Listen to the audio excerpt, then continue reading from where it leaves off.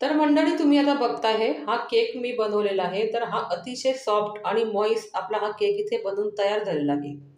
तर यात मी काही मैद्याचा वापर केलेला नाही आहे. फक्त गव्हाच्या पिठापासून आपण हा केक इथे बनवणार आहोत. आणि यात मी दूध आणि दही किंवा तूप वगैरे असं काहीच टाकलेलं नाही आहे.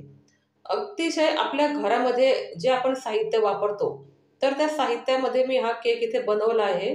आणि तुम्ही जर ही व्हिडिओ बघितली तर तुम्हाला जर वाटलं की आपण हा केक आता लगेच बनवायचा, तर तुम्ही हा केक लगेच घरात बनवू शकता.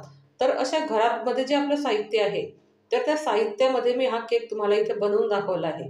आणि बघा किती सॉफ्ट आपला हा केक इथे बनलेला आहे. तर आपल्या घरामध्ये जी दुधाची साय असते, तर त्या साईपासून मी हा केक इथे बनवलेला आहे. तर चला मग बघूया आपण हा केक मी कसा बनवला आहे तो. तर बघा, आता माझ्याकडे होती हे 2 ते 3 दिवसाची दुधाची साय. तर बघा, म्हशीचं दूध असल्यामुळे आपली 2-3 दिवसाची साय अशी एवढी गोळा होऊ शकते. तर आता हे 2 ते 3 दिवसाची साय आहे. तर फक्त साईपासून आपण इथे हा केक बनवणार आहोत. तर अतिशय नवीन अशी मेथड आहे. तर तुम्ही ही व्हिडिओ शेवटपर्यंत बघा, म्हणजे तुम्हाला कळेल की आपण हा केक कशा प्रकारे बनवला आहे तो.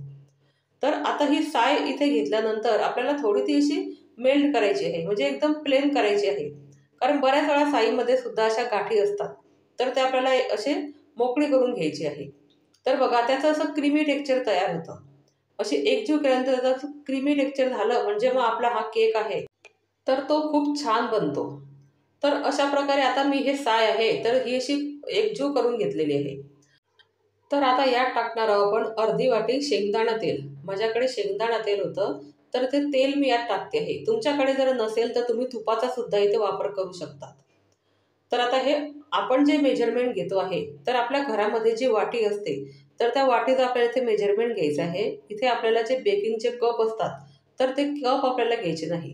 तर घरामध्ये जी वाटी आहे, ते वाटीचे प्रमाण घेऊनच मी तुम्हाला इथे हा केक दाखवणार आहे. तर बघा, आता अर्धी वाटी आपण इथे शेंगदाणा तेल घेतलेलं आहे आणि अर्धीच वाटी आपण इथे साय ही घेतलेली आहे, दुधावरची साय. आणि आता बघा, अर्धी वाटी आपल्याला इथे पिठी साखर घ्यायची आहे. तर आता ही पिठी साखर जर तुमच्याकडे नसेल तर तुम्ही लगेच मिक्सरवर काढून ही पिठी साखर घरी तयार करू शकता. तर आता ही पिठी साखर सुद्धा आपल्याला छान अशी इथे एकजीव करून घ्यायची आहे. आणि तुम्हाला जर साखरेपासून बनवायचा नसेल केक, तर तुम्ही गूळ सुद्धा इथे वापरू शकता. गुळाचं प्रमाण मात्र साखरेपेक्षा थोडं जास्त घ्यायचं आहे आपल्याला. कारण गूळ हा फिका असतो, म्हणून तो आपल्याला साखरेपेक्षा जास्त घ्यायचा आहे. आणि आता हे सर्व मिक्स झाल्यानंतर इथे घ्यायची आता 1 वाटी आपल्याला गव्हाचं पीठ.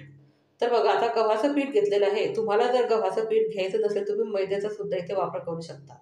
पण आपण घरासाठी जर बनवतो आहे, तर नेहमी हेल्दी असा हा केक बनवायचा. म्हणजे मग इथे आपल्याला घ्यायचं आहे गव्हाचं पीठ 1 वाटी.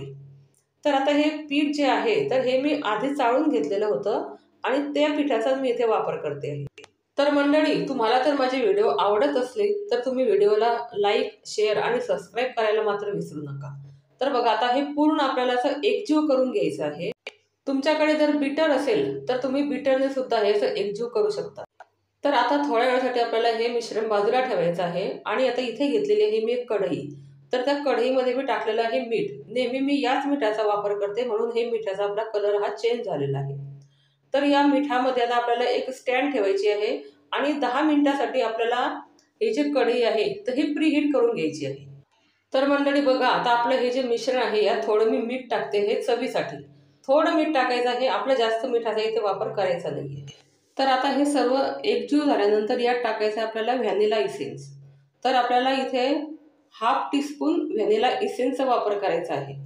तर याने काय होतं, आपल्या केकची टेस्ट खूप छान लागते. आणि बघा, आता इथे अर्धा चमचा मी घेतलेला आहे बेकिंग पावडर आणि त्यापेक्षा कमी असा हा चमचा मी घेतलेला आहे बेकिंग सोडा.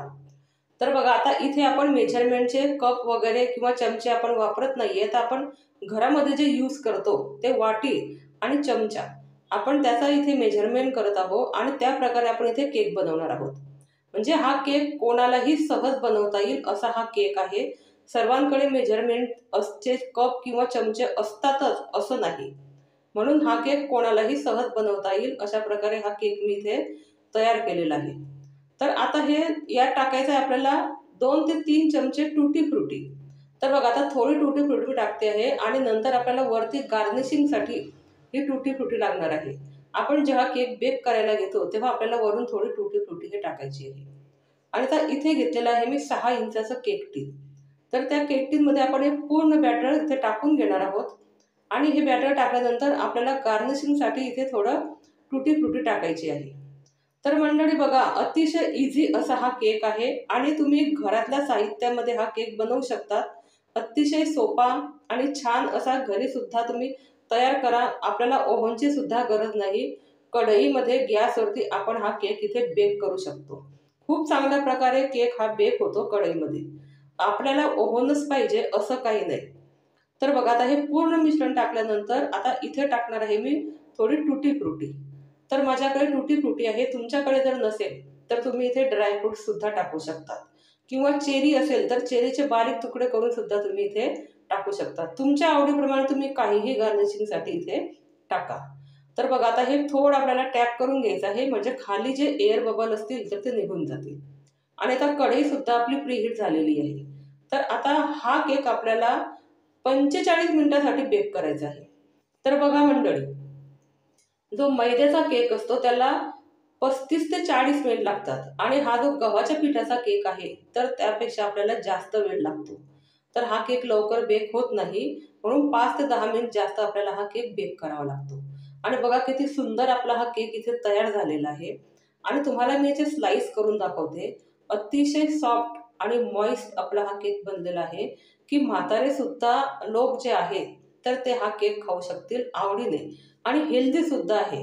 त्यामुळे तुम्ही हा केक घरी नक्की बनवा आणि तुमचा केक कसा झाला हे मात्र मला सांगायला विसरू नका. तर बघा, आता हा आपला केक आतून कसा दिसतो. तर पहा किती सुंदर आपला हा केक इथे बेक झालेला आहे. आणि आपल्याला ओव्हनची सुद्धा गरज नाही. गॅसवरती आपण हा केक इथे मी तुम्हाला बेक करून दाखवलेला आहे.